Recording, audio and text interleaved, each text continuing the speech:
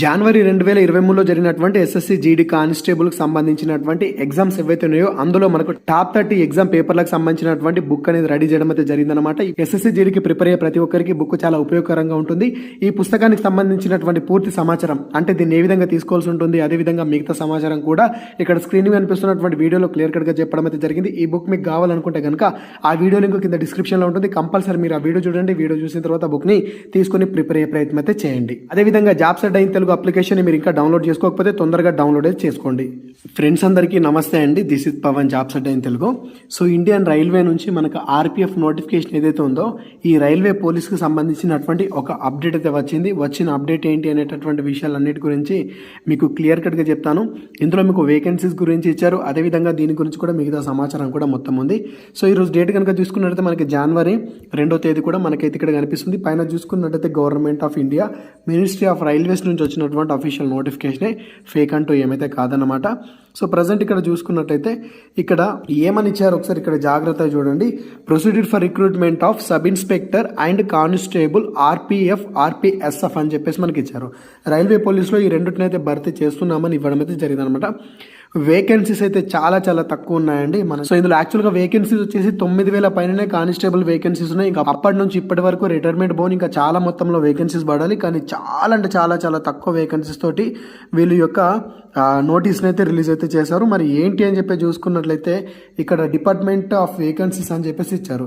Number of vacancies will be filled shall be decided by the ministry of railways from time to time అని చెప్పేసి ఇచ్చారు. కింద చూసుకున్నట్లయితే vacancies కనుక చూసుకున్నట్లయితే the current round of recruitment is being done for filling of vacancies 2,000 in the rank of constable and vacancies of 250 in rank of sub inspector police in RPF అని చెప్పేసి ఇవ్వడం అయితే జరిగిందనమాట. సో 2,000 వేకెన్సీస్ వచ్చేసి constable, 250 vacancies వచ్చేసి ఎస్ఐకి సంబంధించినటువంటి vacancies అని చెప్పేసి ఇచ్చారు. దాంతోపాటు 15% వేకెన్సీస్ ఇందులో ఉమెన్కి అయితే రిజర్వ్ చేయబడ్డాయని చెప్పేసి కూడా వీళ్ళు ఇక్కడ ఇవ్వడం అయితే జరిగిందనమాట. ఇక మిగతాగా రిక్రూట్మెంట్ ప్రాసెస్ గురించి చూసుకున్నట్టయితే ఇక్కడ ఫేజ్ 1, ఫేజ్ 2, ఫేజ్ 3లో భర్తీ చేస్తామని చెప్పారు. ఫేజ్ 1 వచ్చేసి కంప్యూటర్ బేస్డ్ టెస్ట్ అయితే ఉంటుంది.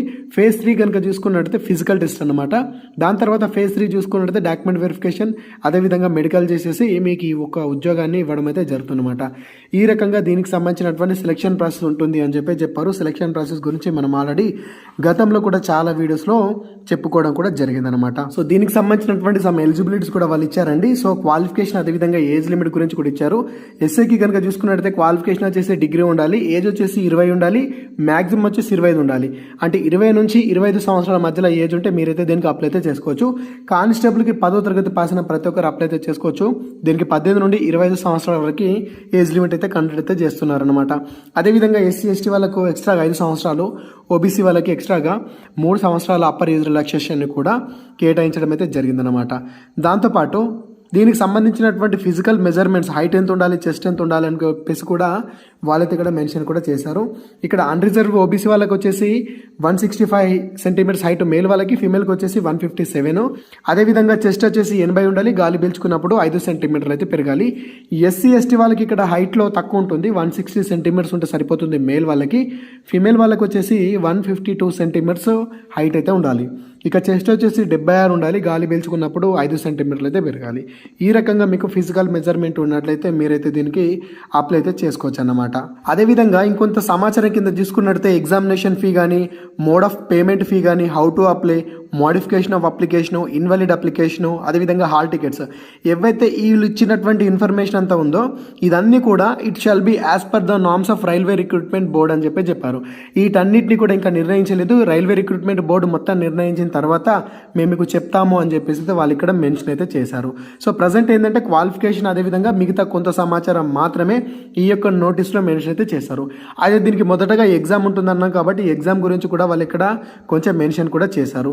ఎగ్జామ్లో చూసుకున్నట్లయితే ఎస్ఐకి వచ్చేసి టోటల్గా మీకు 120 క్వశ్చన్స్ ఉంటాయి, అదేవిధంగా 120 మార్కులు అయితే ఉంటాయి. కానిస్టేబుల్కి కూడా సేమ్ అంతే ఉంటుంది. వీటికి టైం కూడా 90 నిమిషాలు అయితే ఉంటుంది. జనరల్ అవేర్నెస్ అంటే జిఎస్ నుంచి 50 క్వశ్చన్స్ ఉంటాయి, అర్థమెటిక్ నుంచి 35 క్వశ్చన్స్ ఉంటాయి, రీజనింగ్ నుంచి 35 క్వశ్చన్స్ ఉంటాయి. టోటల్గా చూసుకుంటే మీకు 120 ఉంటుంది. ఇక్కడ గమనించాల్సింది ఏంటంటే ఇక్కడ ఇంగ్లీష్ నుంచి ఎటువంటి క్వశ్చన్స్ అయితే ఉన్నాయి, ఇదొక క్వశ్చన్ అయితే గమనించండి. మరి ఎగ్జామ్ వచ్చేసి మనకు తెలుగులో కూడా ఉంటుందంటే ఎగ్జామ్ వచ్చేసి మనకు రైల్వేలో హిందీలో తెలుగులో కూడా కండక్ట్ చేస్తారు. కాకపోతే దాని గురించి వాళ్ళు ఇక్కడ మెన్షన్ అయితే చేయలేరు. బట్ ఎగ్జామ్ కూడా తెలుగులో ఉండే అవకాశాలు కూడా మనకైతే ఉంటాయన్నమాట. అదేవిధంగా డిస్క్రిప్షన్లో మన టెలిగ్రామ్ ఛానల్, అదేవిధంగా మన వాట్సాప్ గ్రూప్ సంబంధించినటువంటి లింక్ కూడా ఉంటుంది. మీరు కంపల్సరీ ప్రతి ఒక్కరు అందులో జాయిన్ అయితే అవ్వండి. సో ఎవరైతే ఎగ్జామ్లో మంచి పర్ఫార్మెన్స్ చూస్తారో వాళ్ళకి నెక్స్ట్ ఈ ఫిజికల్ టెస్ట్ కూడా కండక్ట్ చేస్తారు. ఫిజికల్ టెస్ట్ గురించి కూడా వాళ్ళు మెన్షన్ చేశారు.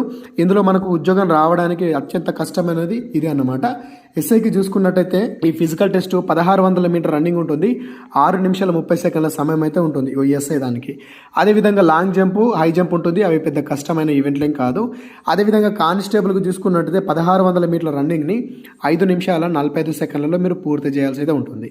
1600 మీటర్ల రన్నింగ్ని 5 నిమిషాల 45 సెకండ్లు. సేమ్ ఆర్మీకి సంబంధించినటువంటి రన్నింగే ఇక్కడైతే ఉంటుందన్నమాట.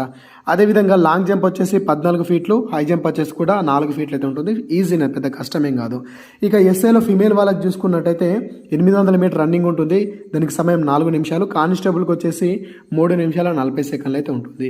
ఇక హై జంప్, లాంగ్ జంప్ అనేది పెద్దగా కష్టమైన ఈవెంట్లేం కాదు. ఒకసారి అయితే పక్కన చూసుకునే ప్రయత్నం అయితే చేయండి. సో ఈ రకంగా దీనికి సంబంధించినటువంటి వాళ్ళు డీటెయిల్స్ అయితే మెన్షన్ అయితే చేశారు. ఇక ఫిజికల్ టెస్ట్ కూడా ఎవరైతే క్వాలిఫై అవుతారో వాళ్ళకి నెక్స్ట్ మెడికల్ చేసేస్తారు. అదేవిధంగా డాక్యుమెంట్ వెరిఫికేషన్ కూడా చేసేస్తారు. ఇక మెడికల్లో ఎవరైతే కూడా క్వాలిఫై అయిపోతారో వాళ్ళకి నెక్స్ట్ ఉద్యోగాన్ని అయితే ఇచ్చేస్తారు. ఈ రకంగా దీనికి సంబంధించినటువంటి కంప్లీట్ సెలక్షన్ ప్రాసెస్ అయితే ఉంటుంది. అయితే దీనికి సంబంధించినటువంటి పూర్తి సమాచారం, అంటే దీనికి అప్లికేషన్ డేట్స్ కానీ, అదేవిధంగా దీనికి ఎగ్జామ్ మరి ఎప్పుడు కండక్ట్ చేస్తారు అనేటటువంటి విషయాలన్నీ కూడా వాళ్ళ యొక్క నోటీసులో ఎటువంటి ఇన్ఫర్మేషన్ అయితే ఇవ్వలేరు. కాకపోతే కంపల్సరీ ఇన్ఫార్మ్ వస్తుంది. వాళ్ళు ఎప్పుడు పెడతారని తెలియదు, కానీ మనకి ప్రాసెస్ అయితే స్టార్ట్ అయింది. సో ప్రజెంట్ చూసుకున్నట్టు ఇది టెంటేటివ్ వేకెన్సీస్ అన్నమాట. ఇప్పుడు ఇచ్చినటువంటి వేకెన్సీస్ అన్నీ కూడా వాళ్ళు టెంటేటివ్ వేకెన్సీస్ కూడా మనకు పెరిగే అవకాశాలు కూడా ఉంటాయి. కాబట్టి ఇంత తక్కువ వేకెన్సీస్ ఉన్నాయి కదా అని చెప్పేసి అనుకోకండి. సో మనకు వేకెన్సీస్ పెరిగే అవకాశాలు కూడా కొంచెం ఉంటాయి. చూద్దాం చివరి వరకు ఏం చేస్తారు.